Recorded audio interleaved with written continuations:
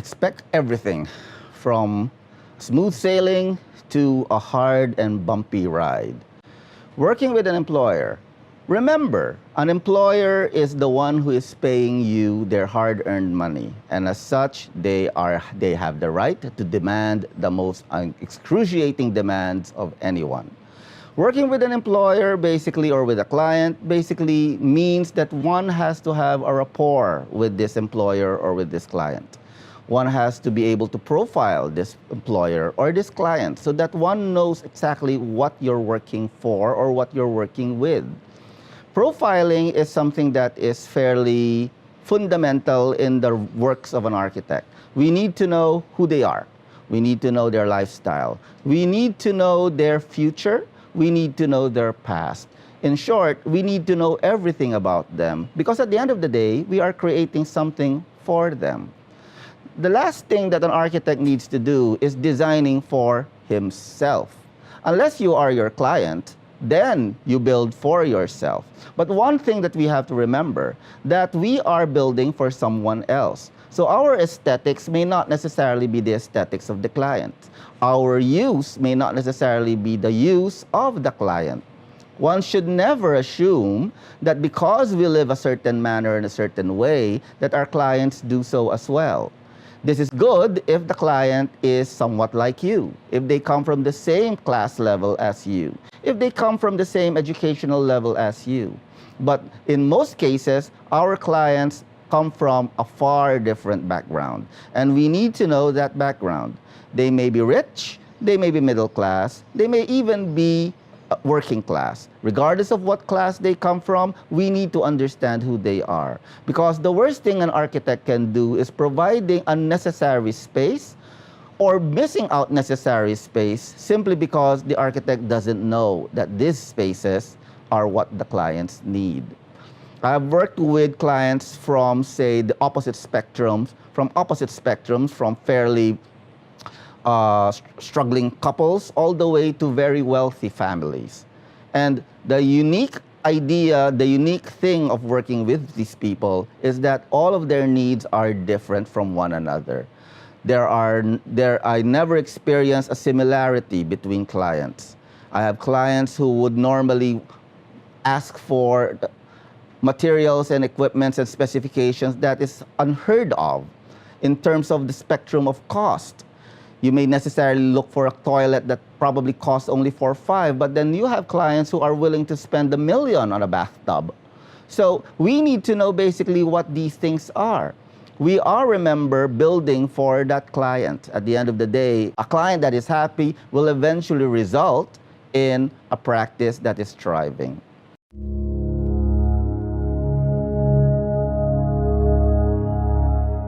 What is needed to be employed in an architectural firm? Of course, qualifications.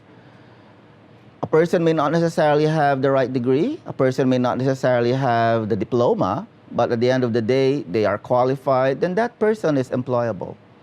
God, to a certain extent, gave us numerous tools up our alley, such as what?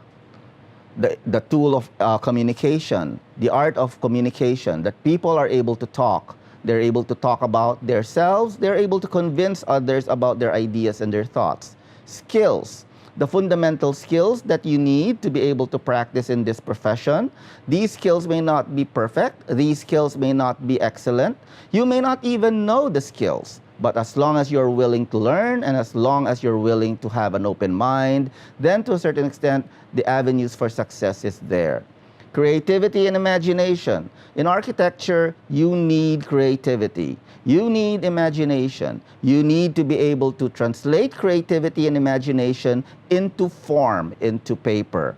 There is no point in becoming an architect if one cannot translate their ideas, no matter how wild they may be, into a physical reality. You are employable. Anyone is employable. You also need a lot of guts. You also need a lot of determination to be able to apply. The greatest mistake of a lot of students when they apply is that they rely heavily on group power. They rely heavily on their gangs when they look for employment. They come to your office as a group, At the end of the day, one or two of them may be employed, the others might not be employed. If that happens, usually their friendship is over. But why do they do that? They do that simply because they lack the confidence in going there alone and having the confidence of believing in oneself. It's like the song in The Sound of Music when Maria von Trapp went out into the field, into the wild open world, and she told herself that she can achieve what she wanted to do as a nanny by just saying that she had confidence. If a student or an employee looking for work goes to a job interview, not being convinced of their talent and their skills, then the problem of that person being employed is far, far less. Another important aspect, of course, of being employed is the preparation not only of what they're going to say and their portfolio or the sample of their works, but the physical aspect as well. Do they look the part? Do they play the part? To a certain extent, of course, the physical attributes of a person is looked at by an employer. Now, I'm not saying here that because you may be a little bit in the stout side, or you may be a little bit in the thinner side, or you may be of the opposite sex, or of no sex whatsoever, will already be a downside. No. What is important here is that you know how to play the part. Playing the part of an architect, playing the part of an artiste is one that requires a certain level of panache, a certain level of confidence. If you're going to an interview looking like a driver, they'll probably make you a driver. If you go into an interview looking like a housemaid, they'll probably make you a housemaid, even if you're a summa cum laude from a very exclusive college. If you come in like an architect, as an executive, they may even interview you for an executive or managerial level. So at the end of the day, it is knowing how one prepares for such an interview. Now, not everyone, of course, is fortunate enough to have a battalion of makeup artists come with you during the interview, but one has to be prepared. Commuting, of course, and going to your interview on time is a must. You do not make your interviewer wait for you. You wait for them. But similarly, coming to the interview looking haggard, looking like you have been raped inside the subway, or looking all harassed because you had to wait in line for a bus that is overcrowded and cramped, that does not give an excuse as to why you have to look messy and why you have to look unkempt. If you come in time, go to the wash area, freshen up, bring an extra pair of shirt that is crisply starched, enter the interview room looking fresh as if nothing has happened, then you will then look confident and you would look your professional best. At the end of the day, looks matter. How you dress, how you fix your hair. One of the greatest things that I also notice when I interview people is that due to nerves, there are a lot of body languages and a lot of twitching that occurs, and sometimes the interviewee results in relying heavily on their quirky nature for them to be able to get through the interview. In what respect? Some of them play with their hair. Some of them play with their fingers. Some of them play with a pen. All of this should be one way or the other observed, and all of this should, of course, be corrected as well if you want to pass through a successful interview. But at the end of the day, looking for work is an adventure. Looking for the right employer is a challenge. Looking for the right employer who will pay you well is even more of a challenge. But at the end of the day, we all go through that same process.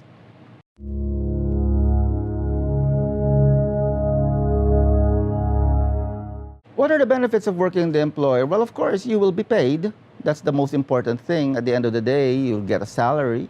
At the end of the day, you get a commission. At the end of the day, you get a contract. And at the end of the day, when you have money, you then have a lifestyle. The benefits of working with an employer is that, one, outside of the financial gains, you are able to learn a lot of things from that employer. Now, what is important? Why is it important that you learn? You learn because at the end of the day as well, in the near future, you want to be the employer as well. It is sad to learn that there are some people who end up their whole lives simply becoming an employee. Though that may be a safe passage in life, there is also that need to eventually realize that at some point in your life, you would want to be the employer. The advantage of the advantage of working with an employer is that you get to learn. There are employers who love to mentor others because at the end of the day, it is just a matter of continuity. They themselves learn from their previous employers, as you will then learn from your current employer. So what do you expect from your employer? The employer will provide you, of course, with learning. The employer will provide you as well with the avenues to expand your skills. The employer as well will probably push you beyond your limits, which for some may find it will find it something that they are not prepared for, but eventually they realize that, hey, if not for my employer, I would not have been able to discover my true capabilities. And at the end of the day, your employer would repay you with the kind of salary, with the kind of remuneration that you never expected in your life. With remuneration, you then be able to establish a life, create a family, build a home, buy stuff, and at the end of the day, satisfy all of your personal desires.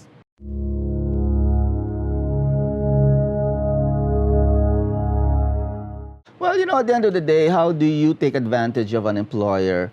It's the other way around. You need to take advantage of the employer. The employer does not take advantage of you because, number one, they are your boss. They are there primarily to use you for the services that they actually paid you for. So it is obvious that to a certain extent that as an employer, I'm expecting my employees to work. But how does an employee take advantage of that situation? You have to remember one thing as well, that employers are human beings. They are people as well. And because they are people, they need to have that social camaraderie like ordinary people. If an employee is able to bridge the gap between employee-employer relationship, then to a certain extent, their camaraderie, their relationship extends beyond merely as an employee. They then become a trusted personnel in their office. And as a trusted personnel, they are then given the task of, at times, doing things that are deemed to be very responsible. And they are given the opportunity to, one way or the other, grow more than others. It is a sad thing that a lot of employers do not avail of or do not go through this path of making their employees part of their families. They view employees as simply people who are disposable and dispensable. True, to a certain extent, they are disposable and dispensable, but at the end of the day, you would want these people to remember you as well, and vice versa. You would want to remember your employer as one who is kind, malevolent, and benevolent. One learns from your employer more than just simply beyond more than just simply an employee doing a task. One learns from an employer because you are learning the ways and life of an architect.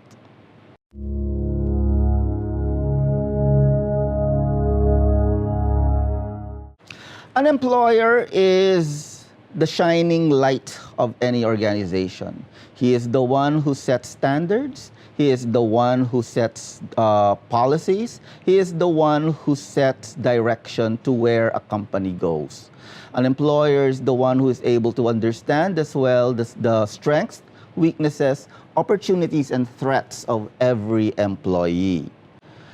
Again, as I said, if you have an employee, if you build a company and if you build a relationship with the employee without knowing what their strengths, weaknesses, opportunities, and threats are, then this company of yours will not prosper. It will not grow. It is only through understanding how people relate to one another, how they can help you, and how you can help people, will you be able to, one way or the other, achieve a very balanced company that allows people to grow, share, contribute, and develop.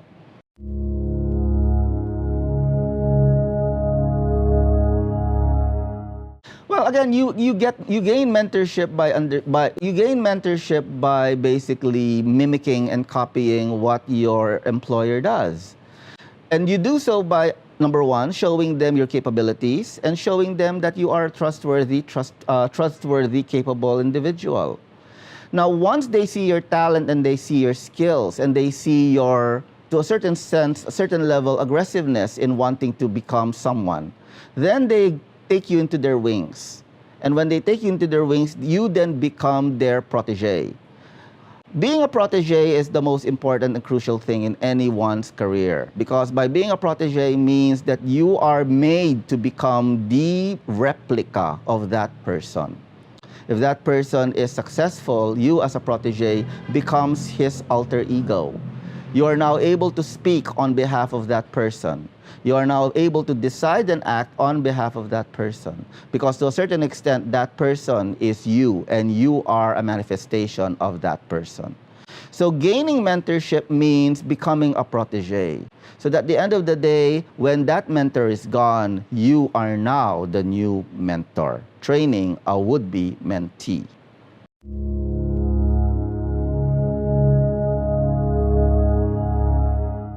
A leader guides, a leader assists, a leader knows how to raise the morals of its people.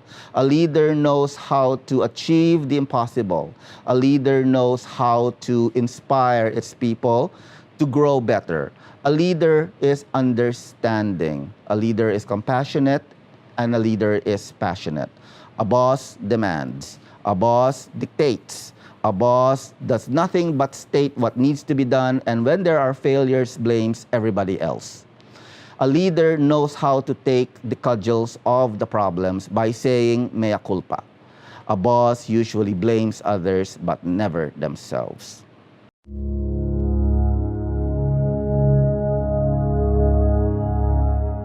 Well, of course, there are practical things in how you choose your employer or where you work. Well, one of them, of course, if you're coming from a country like the Philippines, it's logistics. I don't think you need to wake up at 5 o'clock in the morning just to be at work, or spend most of your money on rent simply because you want to be near work. One has to be practical as well. Even if you're idolizing a certain architect who lives in the other side of the world, and if you have no means of getting to that other side of the world and still earn an income, then it's impractical. There are others out there. It's just a matter of choosing the right people by circulating, by mingling, by socializing, by introducing oneself, and by building a reputation, and by building a network of people and architectural practices that may be out there. Not all architectural practices that you enter to will be heaven to a certain extent. Some of them will be exciting from the onset. Some of them are miserable. Some of them you have to build a certain relationship for you to find comfort and satisfaction. But whatever it is, it's a matter of really looking hard and trying and convincing yourself that yes, you can be employed where you want to be employed.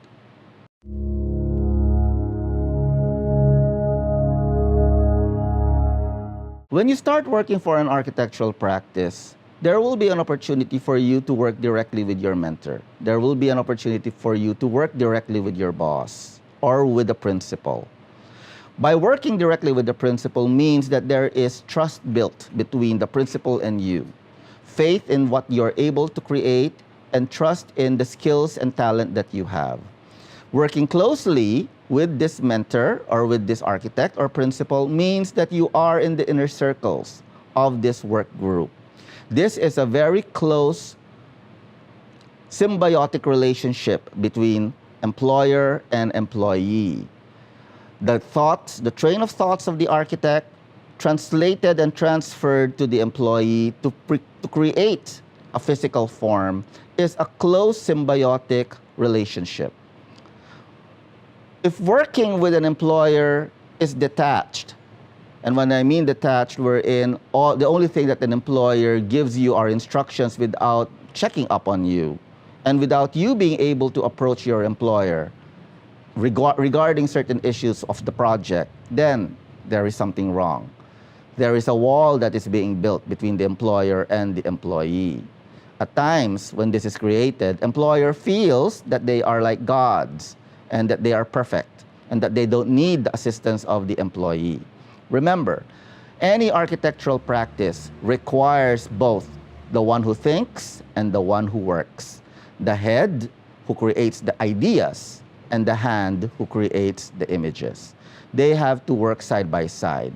And the head and the hand is only connected through the heart, which means that there has to be understanding between one and the other.